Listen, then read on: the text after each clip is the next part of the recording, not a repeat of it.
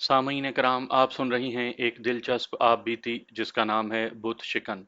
ये इस सिलसिले की किस्त नंबर 31 है।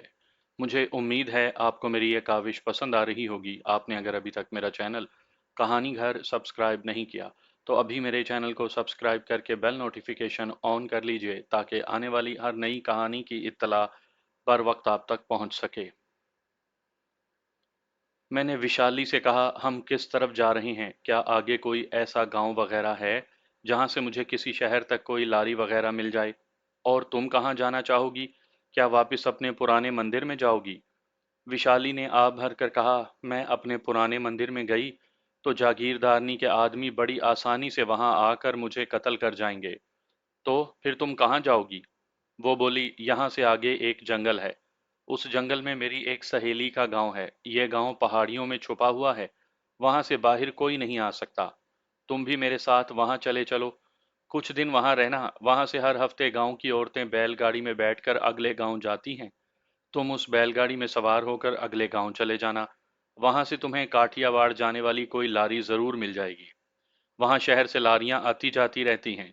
मुझे उम्मीद की कोई सूरत नजर आई, मगर मैं विशाली की सहेली के गांव में इतने दिन कयाम नहीं करना चाहता था। मैंने कहा, क्या ऐसा नहीं हो सकता कि मैं तुम्हारी सहेली के गांव में एक आध दिन रहकर खुद बैलगाड़ी लेकर अगले गांव चला जाऊं? विशाली ने जवाब दिया, बैलगाड़ी हफ्ते में सिर्फ एक दिन ही जाती है और उसे मेरी सहेली विक्षना का खामिन चलाता है। आगे रास्ता पहाड़ी जंगलों में से होकर गुजरता है और बड़ा खतरनाक है। वहां जंगली दरिंदे हमला कर देते हैं।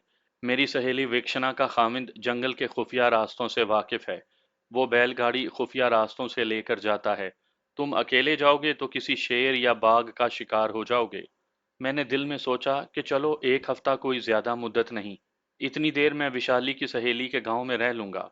कम से कम मैं काठियावाड़ तो बाहिफाजत पहुंच सकूंगा। मैंने कहा, ठीक है विशाली, जैसे कहती हो वैसे ही करूंगा। विशाली चलते चलते बिल्कुल मेरे साथ लग गई और बड़े मोहब्बत भरे लहजे में बोली, तुम कितने अच्छे हो, काश मैं हमेशा तुम्हारे साथ रह सकती। लेकिन क्या करूं, मैं मजबूर हूं, ऐसा नहीं कर सकती। इसी तरह बातें करते और दरिया से हटकर चलते हम एक छोटे से मैदान में आ गए जहां बांस और नारियल के बहुत से दरख्त थे। दरख्तों का वो जखीरा खत्म हुआ तो पथरीला रास्ता शुरू हो गया जिसकी दोनों जानिब रात के अंधेरे में स्याह चट्टानें सतूनों की तरह खड़ी नजर आती थीं। विशाली ने बताया कि इन टीलों के पीछे एक नदी बहती है, हम वहां मुंह हाथ धोकर पानी पिएंगे। उस नदी का पानी बड़ा मीठा है, मुझे प्यास भी लगी है। मैंने पूछा, तुम्हारी सहेली का गांव अभी कितना दूर है? विशाली ने कहा, फिक्र क्यों करते हो, मैं तुम्हारे साथ हूँ। हम दिन निकलने से पहले पहले दक्षिणा के गांव पहुंच जाएंगे। रात ढलनी शुरू हो गई थी। चट्टानों वाला पथरीला रास्ता खत्म हो गया। आगे उतराई थी, वहां एक छोटी सी नदी थी। विशाली और मैं नदी के किनारे बैठ गए। हम काफी थक गए थे। हमने मुंह हाथ धोया, नदी का ठंडा पानी पिया। विशाली खड़ी हुई कहने लगी, यहाँ ज्यादा देर नहीं रुकना चाहिए, आगे चलते हैं। एक जगह से हमने नदी पार की। नदी की दूसरी तरफ जंगल था। ये ज्यादा घना नहीं था। उस जंगल से भी हम गुजर गए। सामने पहाड़ी टीले नजर आने लगे। विशाली ने उन टीलों की तरफ इशारा करते हुए कहा, इन पहाड़ियों के दरमियान में मेरी सहेली दक्षिणा का गांव है। मैंने इत्मीनान का सांस लिया। कम से कम वो गांव तो आया जहां से मुझे किसी अगले गांव या शहर तक पहुंचने के लिए कोई बैलगाड़ी मिल सकती थी। पहाड़ियों पर कहीं कहीं झाड़ियां उगी हुई थी। आखिर हम पहाड़ी की चोटी पर आ गए। नीचे चारों तरफ ऊंची ऊंची पहाड़ियों में घिरी हुई एक प्याला नुमा छोटी सी वादी थी। वादी में अंधेरा था और कहीं कहीं रोशनी टिमटिमा रही थी। विशाली बोली, ये मेरी सहेली का गांव है। यहाँ पर तुम्हें हर तरह का आराम मिलेगा। तुम जो चाहो खाने के लिए तुम्हें मिलेगा। ये गांव नहीं, एक स्वर्ग है जिसे तुम मुसलमान जन्नत कहते हो। वो बड़े पुरस्कार अंदाज में मुस्कुराई और उसने मेरे कंधे पर हाथ रखकर जरा सा दबाया और कहा, आ जाओ, स्वर्ग में चलते हैं। मैं समझ ना सका कुछ। वो इस किस्म की पुरस्कार और बहकी बहकी बातें क्यों करने लगी थी? हम पहाड़ी की दूसरी जानिब ढलान उतरने लगे। आखिर हम वादी में आ गए। यहाँ तक आते आते आसमान पर जो बादल छाए हुए थे उनके अकब में सुबह काजिब की यानी सूरज निकलने से कुछ देर पहले की फीकी फीकी सफेदी झलकने लगी थी। वहां मुझे कुछ फासले फासले पर गोल गोल लंबूतरी झोंपड़ियां दिखाई दी। किसी किसी झोंपड़ी के बाहर रोशनी टिमटिमा रही थी। शायद ये मिट्टी के तेल की लालटेन थी। विशाली मेरे आगे चलने लगी थी। वो एक झोंपड़ी के बाहर आकर रुक गई। उसने मेरे मुंह के करीब अपना मुंह लाकर कहा, ये मेरी सहेली दक्षिणा की झोंपड़ी है। सब गांव वाले झोंपड़ियों में ही रहते हैं। अजीब बात यह थी कि वहां मुझे कोई बैलगाड़ी, कोई माल मवेशी वगैरह नजर नहीं आ रहा था, जो गांव की खास निशानी होते हैं। झोंपड़ी के दरवाजे पर पर्दा गिरा हुआ था। विशाली पर्दा उठाकर झोंपड़ी में दाखिल हो गई। मैं बाहर ही खड़ा रहा। कभी इर्द गिर्द की झोंपड़ियों को देखता और कभी आसपास की बुलंद पहाड़ियों को तकने लगता, जिन्होंने इस छोटे से गांव को अपने हिसार में ले रखा था। विशाली ने ठीक कहा था, ये गांव लोगों की नजरों से छुपा हुआ था। झोंपड़ी के अंदर से किसी औरत के हंसने की आवाज सुनाई दी। ये विशाली के हंसने की आवाज नहीं थी। इतने में झोंपड़ी का पर्दा हटा और एक ऊंची, लंबी, जवान औरत नमूदार हुई। सुबह काजिब के फीके उजाले में उसकी आंखें मेरी तरफ देखते हुए चमक रही थीं। उसका रंग खिलता हुआ था। जिस्म पर सिर्फ एक साड़ी थी, जो उसके जिस्म को पूरी तरह से नहीं ढांप रही थी। उसके पीछे से निकलकर विशाली ने कहा, ये मेरी सहेली दक्षिणा है। वो जवान और दराज कद नीम उरिया औरत, जिसका नाम दक्षिणा था, अपने बालों का जूड़ा बनाते हुए मेरी तरफ इस तरह देख रही थी, जैसे उसने पहली बार किसी मर्द की शक्ल देखी हो।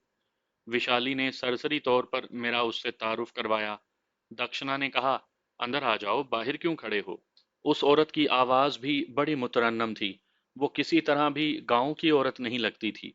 उसकी जबान भी इस इलाके के देहातियों वाली टूटी फूटी गुजराती और मराठी आमेज हिंदी नहीं थी। उसने बड़ी साफ उर्दू में बात की थी। मैं झिझकते हुए झोंपड़ी में दाखिल हो गया। झोंपड़ी में सबसे पहले जिस चीज ने मुझे मुतासिर किया, वो एक खुशबू थी। ये खुशबू, पहली बात तो ये है कि इस किस्म के दूर दराज गांव की झोंपड़ी से कभी नहीं आ सकती थी। दूसरी जिस बात ने मुझे चौंका दिया वो ये थी कि ये खुशबू किसी विलायती मुल्क के परफ्यूम की खुशबू थी। झोंपड़ी में एक दिया जल रहा था। दिए की रोशनी में मुझे जमीन पर चार पांच हिरन की खालें साथ साथ बिछी हुई नजर आईं। हिरन की खालों के फर्श पर सुर्ख रंग के गुलाब जामुनों की शक्ल के बड़े तकिए इधर उधर पड़े थे। मैं हैरानी के तासुर के साथ बैठ गया और सोचने लगा कि ये औरत देहाती नहीं तो फिर ये कौन है। ज़हन ने कहा, हो सकता है इसका खामिंद शिकारी हो और ये हिरन वो ही मार कर लाया हो। ये भी हो सकता है कि वो किसी अंग्रेज शिकारी को शिकार खिलाता हो और ये विलायती परफ्यूम वो अंग्रेज शिकारी से अपनी बीवी के लिए ले आया हो। विशाली और दक्षिणा भी मेरे पास बैठ गईं। विशाली ने कहा, दक्षिणा का खामिंद इस गांव का मालिक है। ये सारी जमीन उसी की है। वो यहाँ कभी कभी ही आता है, शहर में काम करता है। क्यों दक्षिणा? दक्षिणा मेरी तरफ देख रही थी, मुस्कुरा कर बोली, हाँ हाँ, वो कभी कभी ही यहाँ आता है, मगर मुझे उससे प्रेम नहीं है। और दोनों खिलखिलाकर हंस पड़ी। विशाली ने मेरे सामने दक्षिणा से पूछा, गांव से बैलगाड़ी किस रोज शहर जाएगी? दक्षिणा ने हंसकर कहा, क्यों, क्या तुम इतनी जल्दी वापस चली जाओगी? विशाली ने कहा, अरे नहीं, मुझे नहीं, हमारे दोस्त को काठियावाड़ जाने की जल्दी है। दक्षिणा ने मेरी तरफ देखा। मैंने कहा, हाँ मुझे जाना है, वहां लोग मेरी राह देख रहे हैं। उस औरत ने अजीब अंदाज से मेरी तरफ देखा और कहा, हम भी तो तुम्हारी राह देख रहे थे। और एक बार दोनों खिलखिलाकर हंस पड़ी। उस औरत का यह जुमला मेरी समझ में ना आया कि ये उसने क्यों कहा था। बस मैं भी खसियानी सी हंसी हंसकर रह गया और सिर्फ इतना ही कहा, आपका शुक्रिया, लेकिन मुझे जल्दी जाना है। दक्षिणा गर्दन को एक तरफ बड़ी खास अदा से झुकाकर बोली, चिंता ना करो, कल का दिन छोड़कर परसों बड़े काका खुद गाड़ी लेकर शहर जा रहे हैं। वहां से तुम्हें काठियावाड़ की लारी मिल जाएगी। मैंने दिल में सोचा कि ये 2 दिन किसी न किसी तरह यहाँ गुजारने ही पड़ेंगे। दक्षिणा ने हिरन की खाल के बिस्तर पर मेरा तकिया एक तरफ लगा दिया और मुझसे कहा, तुम आराम करो। फिर विशाली की तरफ देखा, मुस्कुराई और पूछा, तुम भी यहीं साथ ही सो जाओ। दोनों हंसने लगी। विशाली बोली, नहीं दक्षिणा, ये मेरा दोस्त है, ये अकेला ही सोएगा, हम दोनों जरा परे होकर सो जाएंगी। मैं वहीं लेट गया। दक्षिणा और विशाली कुछ फासले पर तकिए लेकर लेट गईं। थोड़ी देर के बाद ही मुझे नींद आ गई, क्योंकि मैं बेहद थका हुआ था। जब आंख खुली तो दिया बुझ चुका था। झोंपड़ी के पर्दे के नीचे से दिन की रोशनी अंदर आ रही थी। इतने में विशाली झोंपड़ी में दाखिल हुई। कहने लगी, उठकर मुंह हाथ धो लो, फिर खाना खाएंगे। मैं झोंपड़ी से बाहर आ गया। बाहर दिन की रोशनी चारों तरफ फैली हुई थी। आसमान पर उसी तरह बादल थे। दूसरी झोंपड़ियों के बाहर कोई औरत, मर्द या बच्चा नजर नहीं आता था। मैंने विशाली से पूछा, गांव के लोग कहाँ हैं? क्या सब अभी तक सो रहे हैं? वो बोली, दूसरे गांव में कोई मेला है, वहां गए हुए हैं, शाम तक वापस आ जाएंगे। आओ नदी पर चलते हैं। गांव की फिजा मुझे बड़ी पुरस्रार सी लगी। झोंपड़ियों के पीछे कुछ फलदार दरख्त थे। उनके दरमियान सब्जियों के दो तीन खेत थे। उनके दरमियान एक छोटी सी पहाड़ी नदी बह रही थी। विशाली साड़ी उतार कर मेरे सामने ही नदी में उतर गई। मैं जरा ओट में होकर नहाने लगा तो उसने कहा, मेरे सामने क्यों नहीं स्नान करते, मुझसे क्यों पर्दा करते हो? मैंने विशाली के इन सवालों का कोई जवाब नहीं दिया। नदी का पानी गहरा नहीं था। मैंने अच्छी तरह से अपने जिस्म और सर को धोया। ठंडे पानी ने जिस्म को तरोताज़ा कर दिया। मैं नदी से बाहर निकलने लगा तो विशाली उस वक्त नदी से निकलकर साड़ी पहन रही थी। जरा उसका रुख दूसरी तरफ हुआ तो मैं जल्दी से नदी से बाहर आ गया और जल्दी जल्दी पतलून पहन ली। पतलून जैकेट मेरा अभी तक वही पुराना लिबास था जो काफी खराब हो चुका था, लेकिन मेरे पास दूसरे कपड़े नहीं थे। हम दक्षिणा की झोंपड़ी में आकर बैठ गए। इतने में एक नौजवान लड़की, जिसके बाल खुले थे और खुले बालों में गेंदे का बड़ा सा सुनहरी फूल लगा था, हाथों में तश्त पकड़े अंदर दाखिल हुई। ये लड़की भी शक्लो सूरत से देहाती लड़की नहीं लग रही थी। तश्त में तांबे और चीनी के बर्तनों में खाना लगा हुआ था। भुना हुआ गोश्त और मछली थी, चावल थे, चाय की चैनक और छोटी नीले फूलों वाली प्यालियां थीं। एक थाली में फल रखे थे। शीशे का जग पानी से भरा हुआ था। मेरी हैरानी और तजस्सुस में इजाफा हो गया। ये सारे बर्तन और खाना शहर के किसी ऊंचे तबके की माशरत की नुमाइंदगी करते थे। मैं हैरान था कि इतने कीमती बर्तन यहाँ कहाँ से आ गए और इतना उम्दा खाना पकाने वाला यहाँ कौन होगा। फिर ख्याल आया कि दक्षिणा का खामिंद शहर में होता है। हो सकता है वो शहर से ये बर्तन ले आया हो और उसने दक्षिणा की खिदमतगारी के लिए कोई शहर का बूढ़ा बावर्ची ला कर रख दिया हो। दक्षिणा भी आ गई। उसने गोल्डन रंग की दूसरी साड़ी पहन रखी थी। बालों में उसी रंग के पत्थर चमक रहे थे। नाक में मोती पड़ा था। बालों का जूड़ा किया हुआ था जिसमें मोतिये के सफेद फूल सजे थे। उसके लिबास से वही विलायती परफ्यूम की खुशबू की लहरें उठ रही थीं। मुझसे रहा ना गया। मैंने पूछ ही लिया कि वो ये परफ्यूम कहाँ से लाई है। दक्षिणा ने मुस्कुराकर कहा, मेरे खाविंद ने मुझे शहर से ला कर दिया था। तुम्हें पसंद है तो तुम ले लो, मैं और मंगवा लूंगी। मैंने फौरन कहा, नहीं दक्षिणा जी, ये आपको ही अच्छा लगता है। वो बोली, हाँ ये वैसे भी लेडीज परफ्यूम है। उसके अंग्रेजी में लेडीज परफ्यूम कहने पर मैं और भी हैरान हुआ। लेकिन उसको अपने खाविंद की नौकरी की वजह से शहर की हवा लग चुकी थी, इसलिए इसमें ज्यादा ताज्जुब करने वाली बात नहीं थी। हम तीनों ने झोंपड़ी में ही खाना खाया। खाना वाकई बड़ा लजीज और मज़ेदार था। खाने के बाद दक्षिणा ने पूछा, ब्रांडी विस्की का शौक हो तो लाऊं? मैंने कहा, नहीं नहीं शुक्रिया, इनकी ज़रूरत नहीं। इसका मतलब था कि इस दराज कद हसीन औरत को शहर की कुछ ज़्यादा ही हवा लग चुकी थी। उसके बाद मैं वहीं सो गया। जब उठा तो शाम हो चुकी थी। सूरज पहाड़ियों के पीछे गरूब हो गया था और झोंपड़ी के बाहर लालटेन की रोशनी कर दी गई थी। झोंपड़ी के अंदर तेल का दिया रोशन था। दक्षिणा ने मुझे बताया था कि लालटेन जलाने से झोंपड़ी में मिट्टी के तेल की बू फैल जाती है, इसलिए मैं अंदर नारियल के तेल का दिया रोशन करती हूँ। मैंने इस गांव में इन तीन औरतों के अलावा और किसी को नहीं देखा था। बाकी झोंपड़ियों पर भी सारा दिन वीरानी छाई रहती थी और शाम के वक्त तो उनके बाहर लालटेन भी रोशन नहीं की गई थी। हम दक्षिणा के झोंपड़े में बैठे चाय पी रहे थे। मैंने विशाली से पूछा, सुबह बैलगाड़ी किस वक्त शहर जाएगी? उसने दक्षिणा की तरफ देखा, बोली, बड़े काका बैलगाड़ी लेकर दूसरे गांव मेले पर गए हुए हैं। गांव की औरतें और बच्चे और मर्द भी साथ गए हैं। सुबह सुबह शायद आ जाएं। दोपहर को तुम्हें लेकर शहर चले जाएंगे। क्यों, तुम बोर हो गए हो? ये बोर का लफ्ज़ भी शहरी माशरत का लफ्ज़ था, लेकिन मेरी सारी हैरानी ये मालूम करके तकरीबन ख़त्म हो गई थी कि दक्षिणा का खामिंद ये सारा कल्चर शहर से लाया। और दक्षिणा चूंकि रंगीन मिजाज औरत है, इसलिए उस पर शहर का रंग ज्यादा ही चढ़ गया था। मैंने कहा, नहीं नहीं, मैं बिल्कुल बोर नहीं हुआ। पीछे मेरे दोस्त मेरी गुमशुदगी से परेशान होंगे, इसलिए मैं जल्दी पहुंचना चाहता हूँ। दक्षिणा बोली, कोई बात नहीं, जहाँ कल की रात गुजारी है वहाँ एक रात और गुजार लो। कल शाम तक तो तुम शहर पहुंच ही जाओगे। विशाली कहने लगी, चाय पियो मेरे प्रेमी, कल तो चले ही जाओगे। विशाली ने मेरे लिए पहली बार प्रेमी का लफ्ज इस्तेमाल किया था। मैंने उसकी तरफ मुस्कुरा कर देखा। ये प्रेमी तुमने मुझे भला क्यों कहा? दक्षिणा हंसते हुए बोली, जबकि मैं तुम्हें अपना प्रेमी समझती हूँ। दोनों हंसने लगीं। विशाली ने कहा, हम सब एक दूसरे के प्रेमी ही हैं। यहाँ हमारे गांव में प्रेम का राज है, हम सब आपस में प्रेम करते हैं। हमारा एक स्वर्ग भी है, यानी एक अपनी बनाई हुई जन्नत। तुम अगली बार आओगे तो तुम्हें अपनी जन्नत की सैर करवाएंगे। मैंने दिल में कहा कि खुदा ना करे कि मैं इस तरफ फिर आऊं। विशाली ने मुझे चाय की एक और प्याली बनाकर दी। उस वक्त बाहर बादलों के गरजने की हल्की हल्की आवाज आने लगी। दक्षिणा ने झोंपड़ी के दरवाजे की तरफ देखकर कहा, वर्षा आ रही है। फिर उसने मेरी तरफ देखकर पूछा, प्रेमी, वर्षा का मतलब तो तुम जरूर जानते होगे। मैंने कहा, हाँ, वर्षा का मतलब है बारिश। दोनों बहुत खुश हुईं। अब उन दोनों औरतों ने ना जाने क्यों मुझे प्रेमी प्रेमी कहकर बुलाना शुरू कर दिया था। बाहर से बारिश की बूंदें गिरने की आवाज आने लगी। दक्षिणा बड़े जज्बाती आवाज में कहने लगी, वर्षा होने लगी है। इस वक्त आकाश पर देवता अपनी देवदासियों के साथ बैठकर सोमरस पीते हैं। मैंने दिल में कहा, जहन्नुम में जाएं तुम्हारे देवता और देवदासियां। विशाली बोली, मैं सोमरस लाती हूँ, हम देवताओं का नेक शगुन मनाएंगे। वो उठकर चली गई। दक्षिणा मेरे साथ बैठी रही। वो बार बार बाजू ऊपर उठाकर अपने जूड़े को ठीक कर रही थी और मेरी तरफ बड़ी तिरछी और मायनी खेज निगाहों से देखती थी। उसकी निगाहों के मायनी मैं खूब समझता था।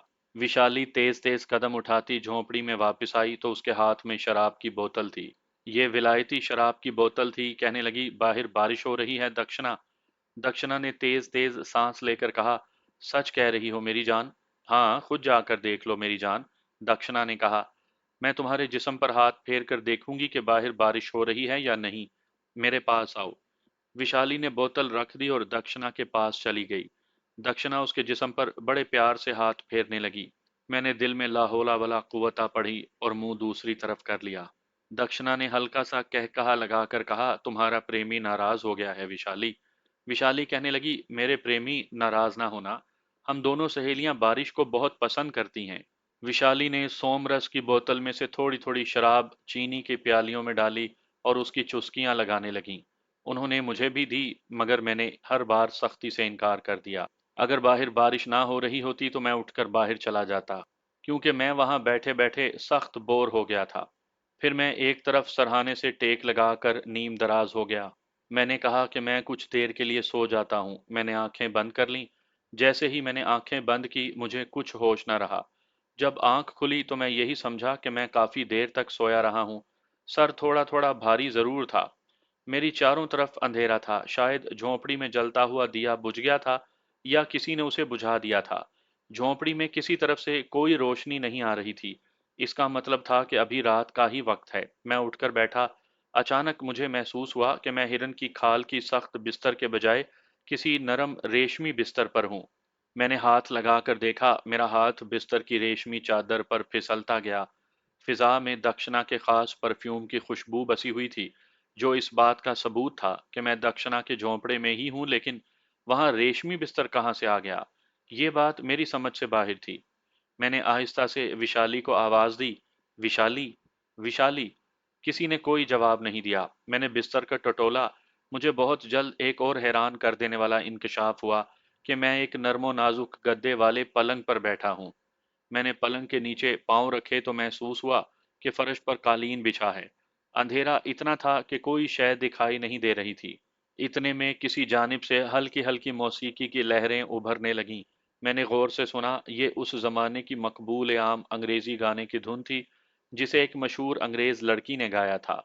कहीं मैं ख्वाब तो नहीं देख रहा, ये सोचकर मैंने अपने बाजू पर चुटकी भरी। लेकिन ये ख्वाब नहीं था। मैंने सोचा, ये मैं कहाँ आ गया हूँ?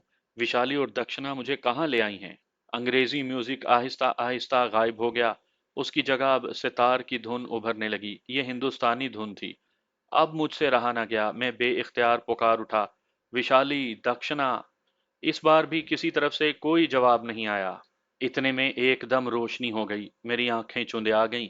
मैंने आंखों के आगे बाजू कर लिया। बाजू हटाया तो क्या देखता हूँ, मैं एक शानदार और अमीराना माहौल के बेडरूम में हूँ।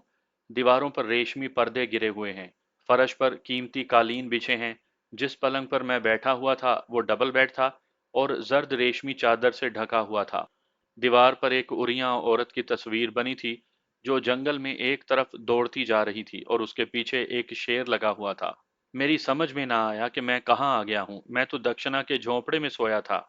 ये बिल्कुल अलिफ लैला के किसी शहजादे की तरह हुआ था, जिसको सोते में कोई जिन उठाकर किसी बादशाहजादी के महल में पहुंचा दिया करता था। वहां दीवार पर कोई क्लॉक नहीं था जिससे मुझे वक्त का अंदाजा होता। सिर्फ एक दरवाजा था, कोई खिड़की भी नहीं थी। मैं दरवाजे की तरफ गया, उसे बाहर को जरा सा धकेला, दरवाजा बाहर से बंद था। मैं अपने उसी पुराने लिबास में ही था। मेरा लिबास तब्दील नहीं हुआ था। मैं वापस पलंग पर आकर बैठ गया और सोचने लगा कि ये सब कुछ क्या है, और मैं किसी जादू नगरी में तो नहीं आ गया। मैं पलंग पर बैठ गया, फिर दरवाज़ा खुलने की आवाज़ आई और दक्षिणा बड़ी बनी संवरी सुनहरी जरतार साड़ी पहने, बालों में गेंदे के फूलों का गजरा सजाए, मुस्कुराती हुई अंदर आ गई। मैंने अपने लहजे की तलखी को छुपाने की नाकाम कोशिश करते हुए कहा, मैं जानता हूं तुम लोग मुझे बेहोश करके यहाँ लाए हो। तुम्हें क्या हक पहुंचता था?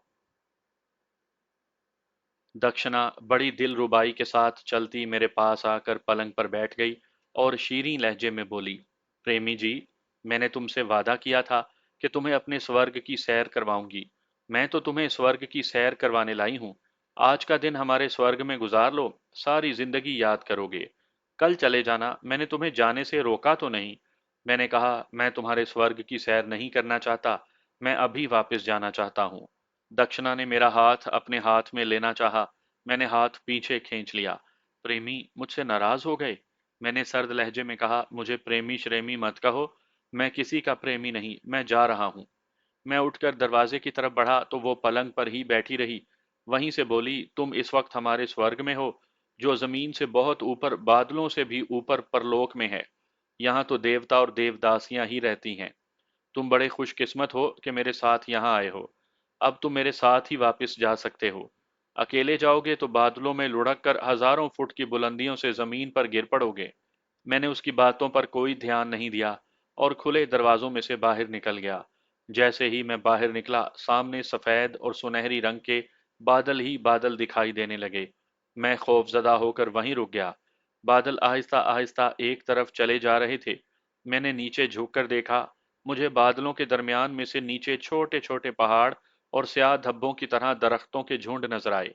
मैं जल्दी से पीछे हट गया। ये क्या करिश्मा है? ये क्या तलिस्म है? जरूर ये दक्षिणा कोई जादूगरनी है, जिसने जादू के जोर से जमीन से हजारों फुट की बुलंदी पर बादलों में ख्वाब का महल बनाया हुआ है। मुझे दक्षिणा की आवाज आई, प्रेमी, मेरे पास वापस आ जाओ। पाँव फिसल गया तो नीचे गिर पड़ोगे और तुम्हारी हड्डियां चूर हो जाएंगी। मैं वापस बेडरूम में आ गया। दक्षिणा, ये सब कुछ क्या है? अगर तुम अपने देवी देवताओं की कसम खाकर मुझसे वादा करो कि तुम मुझे कल यहाँ से निकाल कर धरती पर वापस ले जाओगी, तो मैं तुम्हारे स्वर्ग में एक दिन बड़े शौक से गुजार लूंगा। दक्षिणा ने पलंग पर बैठे बैठे बाजू उठाकर मुझे अपनी तरफ बुलाया और बोली, मैं तुमसे वादा करती हूँ, तुम्हें वचन देती हूँ कि कल तुम्हें अपने साथ यहाँ से लेकर चली जाऊंगी और खुद काठियावाड़ पहुंचा कर आऊंगी। अब तुम खुश हो जाओ, क्योंकि यहाँ स्वर्ग में कोई परेशान नहीं होता, हर कोई खुश रहता है। मेरे पास आ जाओ। मुझे अब भी इस ऐश परस्त जादूगरनी पर यकीन नहीं आ रहा था। मेरे साथ कुछ होने वाला था, ये मेरी छठी हिस्स मुझे बता रही थी, लेकिन मैं मजबूर था। अगर ये कोई तिलिस्मी महल था या जादू की फिजा थी, तो मैं वहां से दक्षिणा की मदद के बगैर निकल भी नहीं सकता था। मैंने दिल में यही फैसला किया कि दक्षिणा जिस तरह कहती है, उसी तरह करते जाओ। हो सकता है ये खुश होकर वाकई मुझे यहाँ से निकाल कर काठियावाड़ पहुंचा दे। मैं उसके पास बैठ गया। उसने मेरा हाथ थाम लिया और बोली, प्रेमी, आओ, मैं तुम्हें अपने स्वर्ग की सैर करवाती हूँ। वो मुझे साथ लेकर कमरे के कोने वाले पर्दे को उठाकर सीढ़ियां उतरने लगी। सीढ़ियां उतरे तो हम एक रोशन रोशन राहदारी में आ गए, जहां नीम उरियां नौजवान औरतें दीवार के साथ अदब से खड़ी थी। दक्षिणा ने कहा, ये हमारी स्वर्ग की देवदासियां हैं। पूरनमाशी की रात को जब देवता लोग यहाँ आते हैं, तो ये देवदासियां उनके सामने रक्स पेश करती हैं और देवताओं का जी बहलाती हैं। राहदारी से निकलते हुए हम एक बहुत बड़े दालान में आ गए, जहां संगे मरमर के सतूनों के साथ सफेद और सुर्ख फूलदार बेलें लिपटी हुई थीं। दरमियान में हौज था जिसमें फुवारा चल रहा था। हौज के किनारे नीम उरियां लड़कियां नीम दराज थीं। कोई सितार बजा रही थी, कोई सोमरस की चुस्कियां ले रही थी, कोई अपने बाल संवार रही थी, कोई हौज में स्नान कर रही थी। उनके सामने चांदी के तश्त रखे थे जिनमें तरह तरह के फल पड़े थे। तीन लड़कियां गुलाब पाश लिए उन पर चल फिरकर खुशबुएं छिड़क रही थीं।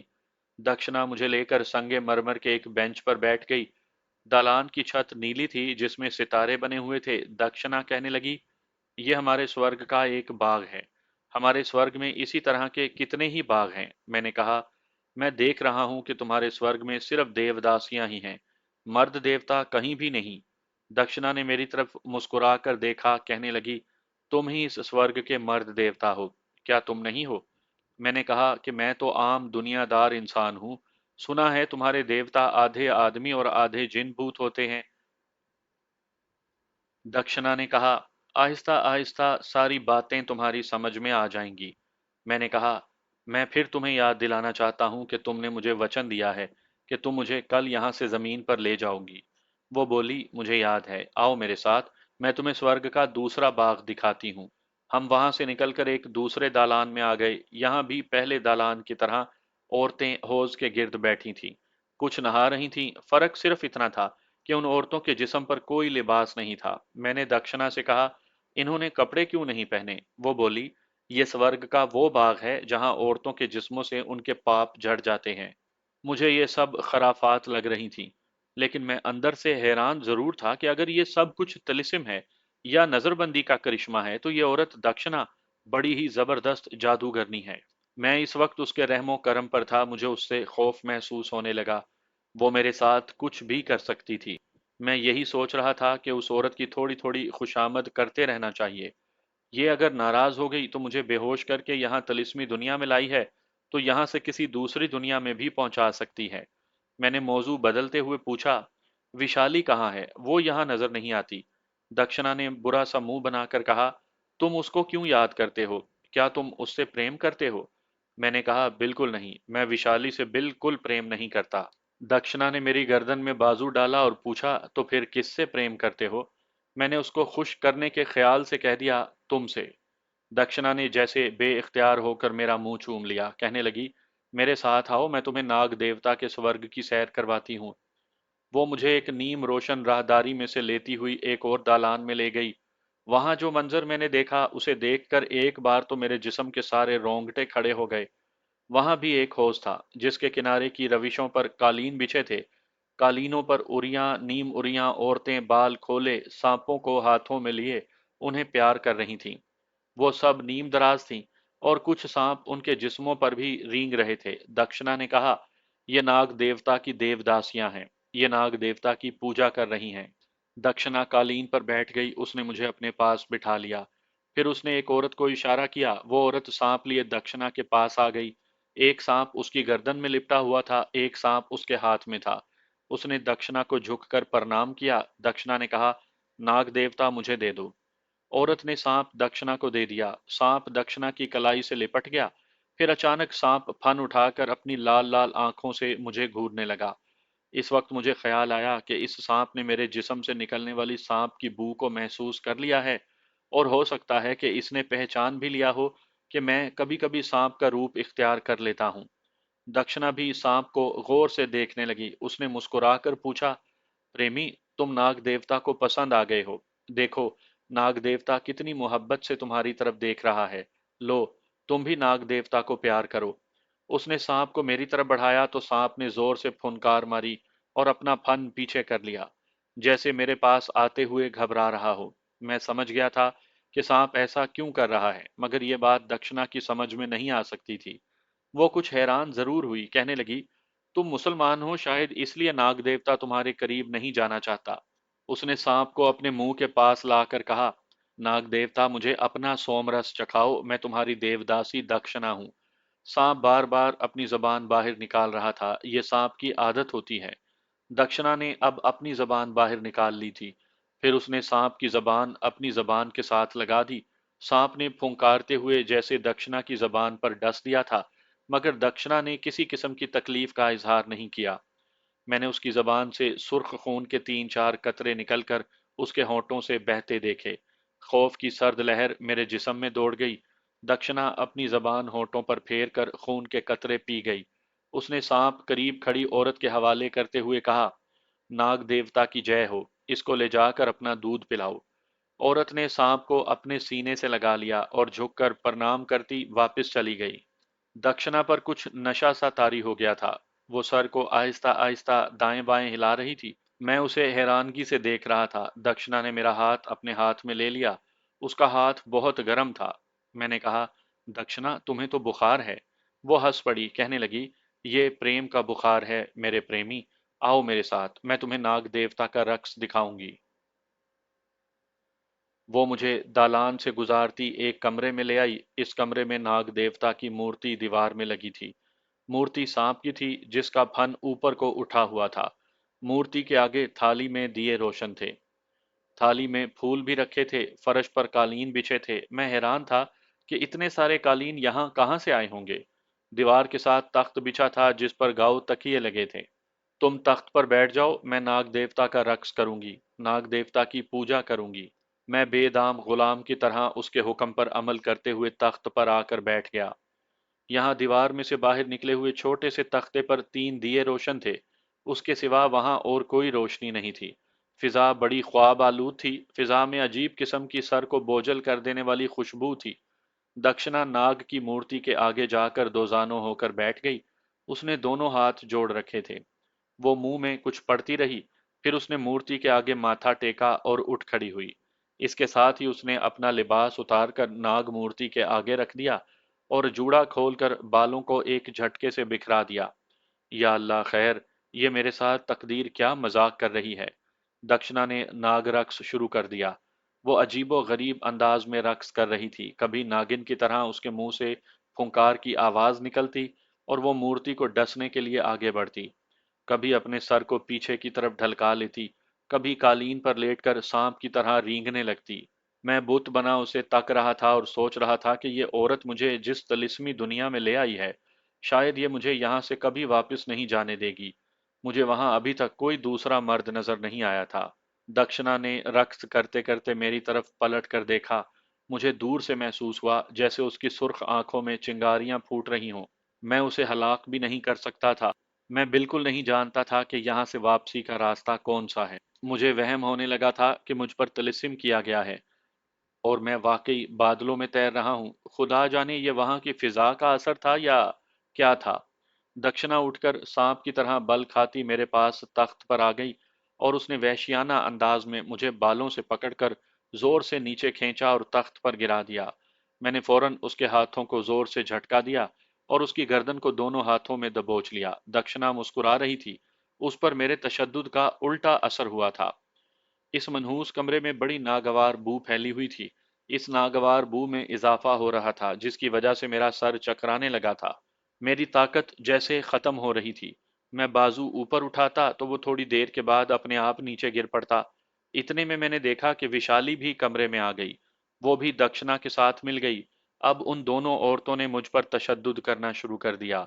मैंने तख्त से उठकर बाहर को भागने की कई बार कोशिश की, लेकिन मेरे जिस्म ने जवाब दे दिया। दोनों औरतें मुझ पर इस तरह टूट पड़ी थीं, जैसे भूखी लोमड़ियां अपने शिकार पर टूटती हैं। आखिर मेरी हिम्मत जवाब दे गई और मुझ पर गशी तारी होने लगी और उसके बाद मुझे कोई होश न रहा। होश उस वक्त आया जब एक मनहूस देवदासी मुझे बाजू से हिलाकर जगाने की कोशिश कर रही थी। मैंने आंखें खोलकर उसकी तरफ देखा। उस औरत के हाथ में एक गिलास था। उसने कहा, प्रेमी जी, ये पी लो, तुम्हारी तबीयत ठीक हो जाएगी। मुझे सख्त प्यास लगी थी। मैंने गिलास लेकर मुंह से लगाया और पी गया। वो दूध था जिसमें खुदा जाने क्या मिलाया गया था। दूध पीने से मेरे होशो हवास कुछ बहाल हुए। मैंने देवदासी को बाजू से पकड़कर जोर से झटका दिया और कहा, यहाँ से बाहर जाने का रास्ता बताओ, नहीं तो मैं अभी तुम्हारा गला दबा दूंगा। वो औरत रोने लगी, बोली, प्रेमी जी, यहाँ से बाहर जाने का कोई रास्ता नहीं, हम आकाश पर हैं। वो ज़ारो कतार रो रही थी। मैंने उसे छोड़ दिया और उठकर दरवाजे के पास जाकर देखा कि वही आलम था। दरवाजे के आगे बादल ही बादल थे और बादलों के दरमियान से नीचे दूर जमीन के दरख्त और खेत और पहाड़ियां थीं। मैं खौफ के मारे जल्दी से पीछे हट गया। मुझे लगा कि मैं किसी जेट हवाई जहाज में सफर कर रहा हूं और किसी ने जहाज का दरवाजा खोल दिया है। मैं जल्दी से वापस हुआ और देवदासी को बालों से पकड़ लिया। तुम यहाँ से बाहर कैसे जाओगी? उसने लरजती हुई आवाज में कहा। प्रेमी जी, हम बादलों में चल कर आते जाते हैं। मुझे यकीन ना आया। मैंने उसे कहा, मेरे सामने कमरे से बाहर निकल कर दिखाओ। उसने खाली गिलास हाथ में लिया और दरवाजे की तरफ बढ़ी। मैं उसके पीछे पीछे था। वो दरवाजे के पास आई और यूं इत्मीनान से दहलीज पार करके बादलों में चलती हुई एक तरफ जाकर मेरी निगाहों से ओझल हो गई। मैंने डरते डरते बाहर कदम रखा तो मेरा पाँव नीचे लटक गया। मैंने जल्दी से पाँव ऊपर कर लिया। या खुदा, ये क्या जादू है! साफ जाहिर था कि अगर मैंने बाहर कदम रखा तो मैं बादलों में लुढ़कता हुआ नीचे जमीन से जाकर टकराऊंगा और मेरी हड्डियां चूरा चूर बन जाएंगी। मगर वो देवदासी कैसे बादलों में चल पड़ी थी, मेरी समझ में कुछ नहीं आया। मैं इंतहाई मायूसी के आलम में तख्त पर आकर बैठ गया और सोचने लगा कि क्या कभी मैं इस जहन्नुम से निकल सकूंगा। उम्मीद की एक ही सूरत नजर आती थी कि मुझ पर अचानक दौरा पड़ जाए और मैं इंसान से सांप बन जाऊं, और ऐसा होना नजर नहीं आता था। नाग की मनहूस मूर्ति के पास आकर मैंने उसे गौर से देखा। यह स्याह पत्थर की बनी हुई मूर्ति थी। सांप की आंखों में सुर्ख मोती जुड़े हुए थे। थाली में दिए जल रहे थे। मैंने दीवार पर निगाह डाली, फिर मायूस होकर तख्त पर जाकर लेट गया। वक्त गुजरता चला गया। काफी देर के बाद वही देवदासी एक बार फिर गैब से नमूदार हुई। उसके हाथ में गिलास था। उसने गिलास मेरी तरफ बढ़ाया तो मैंने बड़ी मोहब्बत के साथ उससे उसका नाम पूछा। कहने लगी, मुझे अपना नाम याद नहीं। यहाँ किसी भी देवदासी को अपना नाम याद नहीं। हमें सिर्फ देवदासी कहकर बुलाते हैं, यही हमारा नाम है। ये सांवले रंग की बड़ी तीखी आंखों और तीखे नकूश वाली लड़की थी। मैं दूध पीने लगा और उससे कहा, तुम मुझे यहाँ की सब देवदासियों से ज्यादा सुंदर लगती हो। तुम कहाँ की रहने वाली हो? उसने कहा, हमें यह बताने की इजाजत नहीं। वैसे मैं इसी स्वर्ग में पैदा हुई थी। मैंने उसे बाजू से पकड़कर अपने पास बिठा लिया। वो सिमट गई। मैंने कहा, देवी, मैं तुझे देवदासी नहीं देवी कहूंगा। तुम मुझे देवी ही लगती हो, बल्कि तुम असल में देवी ही हो, सरस्वती देवी। उसने कानों पर हाथ रखकर कहा, नहीं नहीं, यह पाप है। मैं सरस्वती देवी के चरणों की पुजारन हूँ। मैं सरस्वती देवी नहीं हूँ। मैं आहिस्ता आहिस्ता उसके बाजू पर बड़ी मोहब्बत से हाथ फेर रहा था। वो सिमटती जा रही थी। मैंने कहा, तुम देवी हो। तुम सरस्वती देवी की अवतार हो। मुझे तुमसे प्रेम है। मैं तुमसे ब्याह करना चाहता हूँ। तुम मेरी प्रेमिका हो। देवदासी पर मेरी मोहब्बत भरी झूठी बातों का बिल्कुल सच्चा असर हो रहा था। मैं मोहब्बत के नकली ड्रामे में और ज्यादा असलियत का रंग भरने लगा और उसे अपने साथ लगा लिया और कहा, देवी, क्या तुम मुझसे ब्याह करोगी? वो जज्बाती आवाज में बोली, मगर तुम तो देवी दक्षिणा से प्यार करते हो। मैंने कहा, कहाँ दक्षिणा और कहाँ तुम? कहाँ राजा भोज और कहाँ गंगू तेली? तुम सुंदरता में दक्षिणा को मात करती हो। तुम हेमा मालिनी और मधुबाला से भी ज्यादा हसीन हो। उस जमाने में इन दोनों अदाकाराओं का बड़ा अरूज था। वो बोली, दक्षिणा देवी तो सबके सामने कह रही थी कि तुम सिवाय उसके और किसी की तरफ आंख उठाकर भी नहीं देखना चाहते। मैंने कहा, वो गलत कहती थी। मैं तो सिर्फ तुम्हारा दीवाना हूँ। सिर्फ तुमसे प्रेम करता हूँ। मैं तुमसे ब्याह करके तुम्हें अपना जीवन साथी बनाऊंगा। देवी, बताओ, तुम मुझसे ब्याह करोगी ना? वो मेरे ड्रामे की तेज लहर में बह गई थी, या शायद वो पहले ही से किसी मोहब्बत करने वाले की तलाश में थी। कहने लगी, मगर यहाँ कोई देवदासी किसी से ब्याह नहीं कर सकती। मैंने कहा, क्यों, यहाँ ब्याह करना मना है? वो बोली, नहीं, इसलिए कि यहाँ कोई मर्द है ही नहीं। इस स्वर्ग में सिर्फ स्त्रियों का राज है, सिर्फ औरतों की हुकूमत है। यहाँ किसी मर्द को आने की इजाजत नहीं। मैंने कहा, लेकिन आकाश के देवता तो आते हैं। उसने कहा, देवता देवता होते हैं। वो जब और जिस वक्त चाहें आ सकते हैं और देवदासियां से दिल बहला सकते हैं। मैंने कहा, तो फिर चलो, हम यहाँ से भाग चलते हैं। हम जमीन पर, धरती पर जाकर ब्याह करके सुख चैन की जिंदगी बसर करेंगे। वो एकदम संजीदा हो गई। वो कुछ गौर कर रही थी, कुछ सोच रही थी। शायद उसे मेरी तजवीज़ पसंद आई थी। मैंने गरम लोहे पर एक और ज़र्ब लगाई। मैं तुम्हें अच्छी अच्छी साड़ियाँ ला कर दूंगा। हम दूसरे शहरों की सैर करेंगे। मैं तुम्हें हमेशा अपने साथ रखूंगा। देवदासी पर मेरे नकली मुकालमे असर कर चुके थे। उसने मेरी आगोश से निकलते हुए कहा, मैं रात को आकर तुम्हें बताऊंगी। मैंने कहा, तो क्या ये दिन का वक्त है? यहाँ तो दिन के वक्त भी रात ही लगती है। उसके बाद वो गिलास तश्त में रखकर दौड़कर दरवाजे में से निकल गई।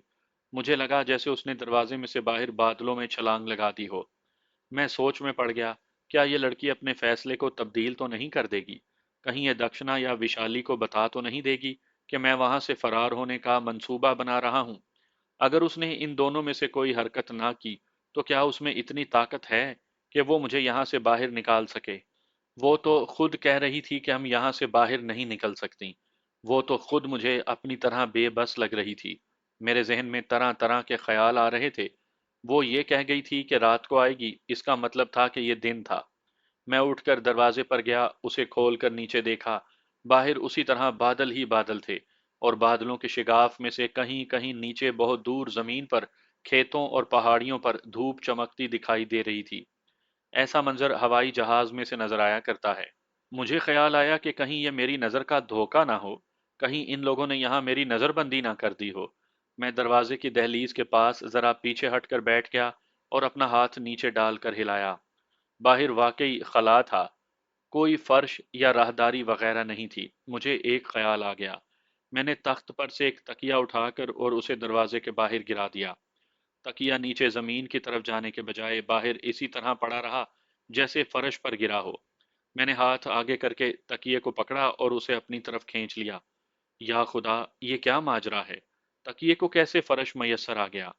मैंने एक पाँव बाहर निकालकर फर्श पर लगाना चाहा, लेकिन मेरा फर्श पर पाँव लगने के बजाय नीचे खला में लटक गया। मैंने जल्दी से अपना पाँव ऊपर खींच लिया। मैं समझ गया कि ये अगर कोई नज़रबंदी या तिलिस्म है, तो सिर्फ इंसानी हवास के लिए है। गैर महसूस मादी चीज़ों पर इस तिलिस्म का असर नहीं होता। मैंने दरवाज़ा बंद किया और तख्त पर आकर बैठ गया। मुझे गिलास में जो कुछ पिलाया गया था उससे मेरे जिस्म में काफ़ी तरोताज़गी और तवानाई आ गई थी। मैंने तकिए पर सर रखकर आंखें बंद कर लीं, फिर मुझे नींद आ गई। जाने मैं कितनी देर तक सोता रहा। आंख खुली तो चार देवदासियां मुझे बड़ी मोहब्बत से जगा रही थीं। कोई मेरे बालों में हाथ फेर रही थी, कोई मेरे बाजू दबा रही थी, कोई मेरे हथेलियों पर अपने हाथ से मालिश कर रही थी। मैं हड़बड़ाकर उठ बैठा। क्या बात है, किस लिए आई हो? उनमें से एक मोटी आंखों वाली देवदासी ने मुस्कुराकर कहा, प्रेमी जी, हम तुम्हें लेने आई हैं। कहाँ? मैं पहले ही से उन औरतों के तशद्दुद से डरा हुआ था। तीखी नाक वाली देवदासी ने कहा, महाराज, आपको स्नान करवाकर नए रेशमी कपड़े पहनाकर आकाश की सैर करवाई जाएगी। चलिए, उठिए। और वो मुझे खींचती हुई दरवाजे की तरफ ले गईं। मैंने आंखें बंद कर लीं। वो दरवाजे के बाहर बादलों की तरफ दौड़ती हुई जा रही थीं और हंस रही थीं।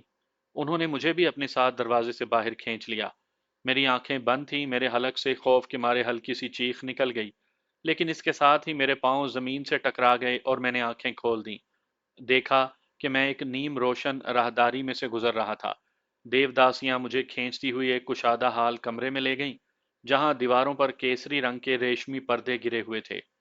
फर्श पर कालीन थे, उन पर गुलाब और गेंदे के फूलों के हार बिखरे थे, और पहले ही से 10-12 देवदासियां मेरा इंतजार कर रही थीं।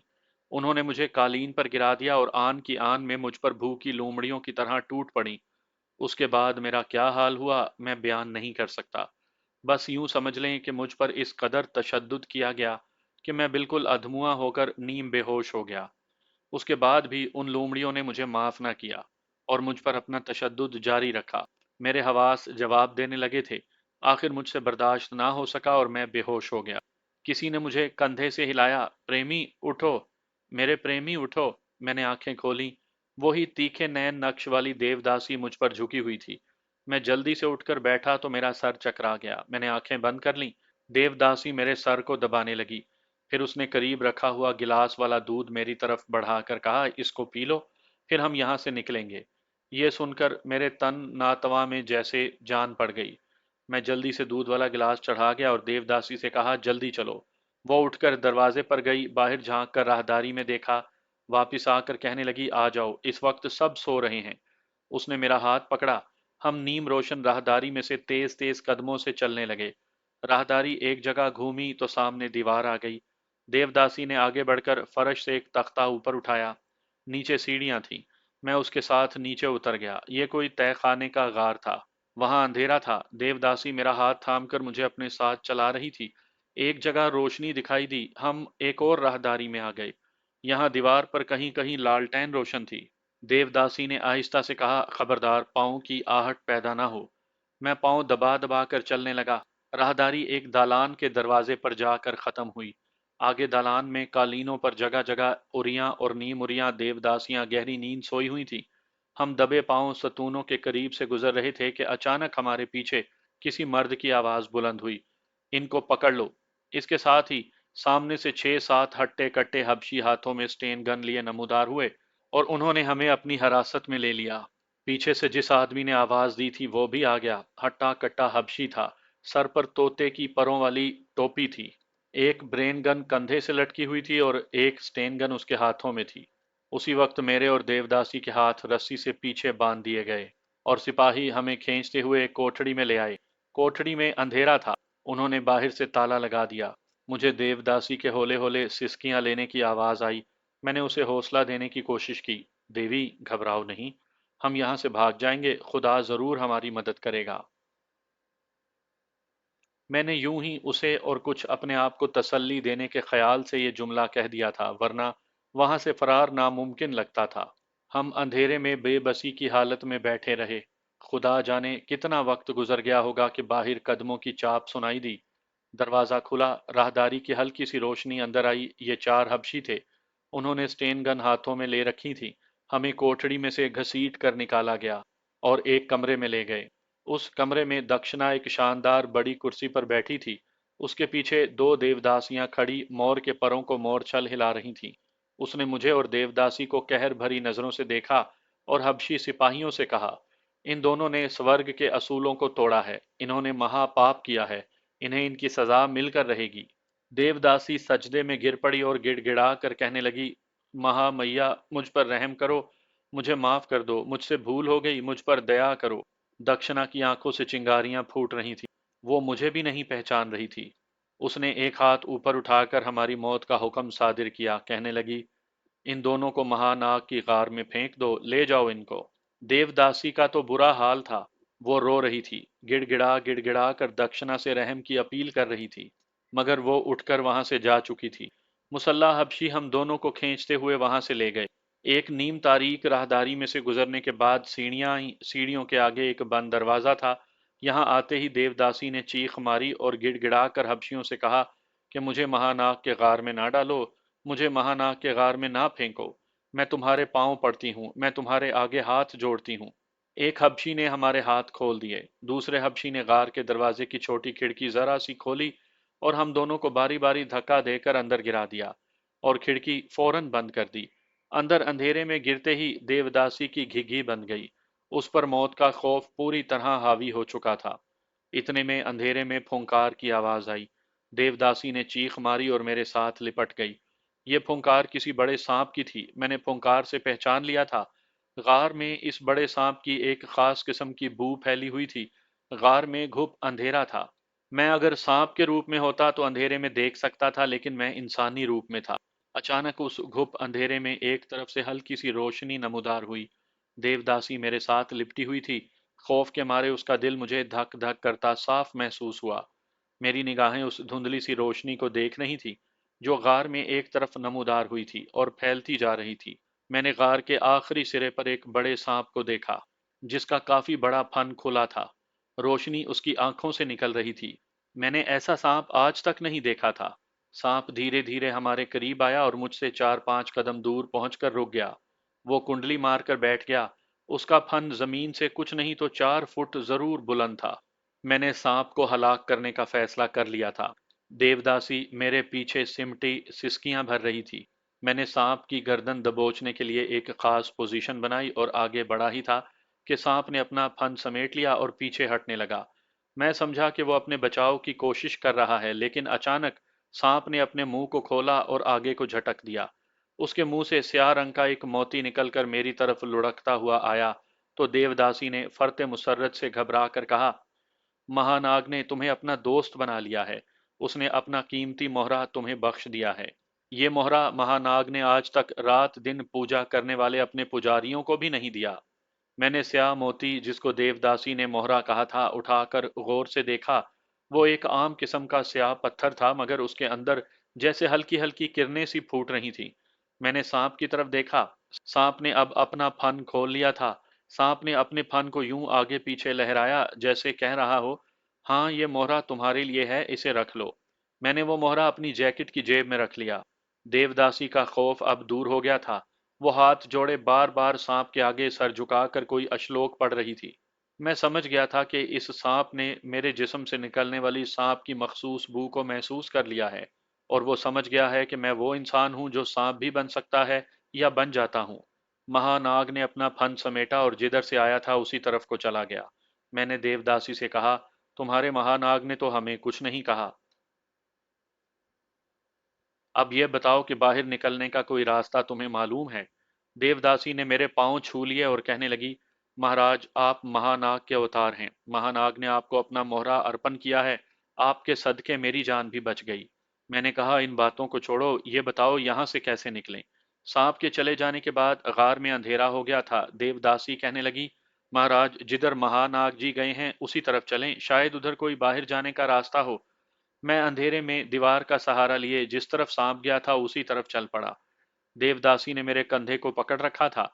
वो मेरे पीछे चल रही थी। ये देखकर मुझे कुछ हौसला हुआ कि गार आगे जाकर एक तरफ को मुड़ गई थी। सांप के बारे में मुझे इत्मीनान था कि वो हमें कुछ नहीं कहेगा। थोड़ा और आगे गए तो मुझे ऐसी आवाज आई जैसे पानी गिर रहा हो। देवदासी बोली, महाराज मैंने सुना है कि इसके नीचे एक नदी बहती है, शायद ये वही नदी है। मेरे कान पानी के गिरने की आवाज पर लगे हुए थे। जैसे जैसे हम आगे बढ़ रहे थे, आवाज करीब आ रही थी। फिर धुंधली धुंधली रोशनी का गुबार सा फैला हुआ दिखाई दिया। पानी की आवाज ज्यादा करीब से सुनाई दे रही थी। फीकी रोशनी के गुबार में हम गार में एक ऐसी जगह पहुंच गए जहां एक तंग सी नदी पत्थरों के दरमियान बह रही थी। नदी आगे जाकर एक तरफ को घूम गई थी। नदी की एक जानिब दीवार थी, दूसरी जानिब पत्थरों पर चलने का फुटपाथ सा बना हुआ था। यहाँ अंधेरा ज्यादा नहीं था। रोशनी का गुबार उस तरफ से आ रहा था जिस तरफ नदी घूम जाती थी। हम नदी के किनारे किनारे चलने लगे। मुझे ताज़ा हवा का भी एहसास हुआ। ये नदी जरूर किसी खुली जगह पर निकलती थी। नदी के साथ हम भी मुड़ गए। सामने एक बहुत बड़ा गोल सुराख दिखाई दिया जिसमें धुंधली रोशनी फैली हुई थी। हम उस सुराख की तरफ बढ़े जो उस गार का दहाना था। वहां से नदी एक जानिब नशेब में उतर गई थी। मैंने खुली फिजा में आते ही खुदा का शुक्र अदा किया और ऊपर आसमान पर निगाह डाली। आसमान पर कोई सितारा नहीं था, शायद बादल छाए हुए थे। उन बादलों में से सितारों की रोशनी धुंधले उजाले की शक्ल में बाहर आ रही थी। देवदासी अपने भगवान का शुक्र अदा करने लगी। मैंने उसे कहा, तुम लोगों ने जो ख्याली स्वर्ग बना रखा था वो महज एक धोखा था, वरना ये नदी जमीन पर कैसे आ सकती थी? देवदासी कहने लगी, महाराज हमें तो कुछ मालूम नहीं। दक्षिणा जी ने हमें यही कहा था कि ये स्वर्ग देवताओं ने अपने बसराम के लिए आकाश के बादलों में बनाया है। मैंने कहा, इन फजूल बातों को भूल जाओ और गौर से देख कर बताओ कि क्या तुम इस जगह को पहचानती हो? मेरा ख्याल था कि ये औरतें इसी इलाके की रहने वाली होंगी और हो सकता है कि देवदासी को मालूम हो कि यहाँ से किसी दूसरे शहर को कौन सा रास्ता जाता है। देवदासी चारों तरफ देखने लगी, फिर उसने कहा, महाराज मैं तो ये जगह पहली बार देख रही हूँ। मैंने कहा, तो फिर मेरे साथ आओ। मैं उसे लेकर जनूब की सिमत चल पड़ा। वहां ना कोई खेत था, ना किसी देहात की रोशनी नजर आती थी। ऊंची नीची जमीन छोटे छोटे पत्थरों से भरी हुई थी। मैंने सिर्फ इतनी अक्लमंदी की कि नदी के साथ साथ चलने लगा। मुझे यकीन था कि आगे जाकर इस नदी के किनारे कोई ना कोई गांव वगैरह जरूर होगा। मैंने देवदासी से पूछा, तुम अब कहाँ जाना चाहती हो? वो बोली, महाराज मेरा कोई घर नहीं। मैंने दक्षिणा जी के स्वर्ग में ही आंख खोली थी। तो फिर तुम कहाँ जाओगी? मैं तुम्हें अपने साथ तो बिल्कुल नहीं ले जा सकता। देवदासी ने आप भरकर कहा, रास्ते में कोई मंदिर आए तो मुझे वहां छोड़ दें। मैं वहीं पूजा पाठ करके जीवन गुजार लूंगी। नदी के साथ साथ चलते हम काफी दूर निकल आए थे। रात के धुंधलके में मुझे खेत नजर आने लगे। इसका मतलब था कि वहां कोई ना कोई गांव वगैरह जरूर होगा। गांव तो ना आया, लेकिन चलते चलते एक जगह अचानक रेलवे लाइन आ गई। रेलवे लाइन को देखकर मेरा दिल खुशी से उछल पड़ा। मैंने देवदासी से कहा, रेलवे लाइन आई है तो कोई ना कोई स्टेशन भी यहाँ कहीं जरूर होगा। और हम रेलवे लाइन के साथ साथ जनूब की तरफ रवाना हो गए। हमारी दोनों जानिब खेत थे जिनमें फसल उगी हुई थी। कहीं कहीं ताड़ और नारियल के दरख्तों के खाके भी नजर आ रहे थे। आखिर दूर से मुझे रेलवे लाइन की एक जानिब रोशनियां चमकती नजर आ गईं। ये रेलवे स्टेशन की रोशनियां ही हो सकती थी, क्योंकि उनमें से एक सुर्ख रंग की रोशनी भी थी जो रेलवे सिग्नल की रोशनी थी। मैंने लड़की से कहा, यहाँ से हम किसी गाड़ी में बैठ जाएंगे। गाड़ी किसी ना किसी शहर में तो जरूर जाएगी। वहां मैं तुम्हें किसी मंदिर में पहुंचा कर आगे निकल जाऊंगा। मुझे ये परेशानी भी थी कि मेरे पास एक पैसा नहीं था।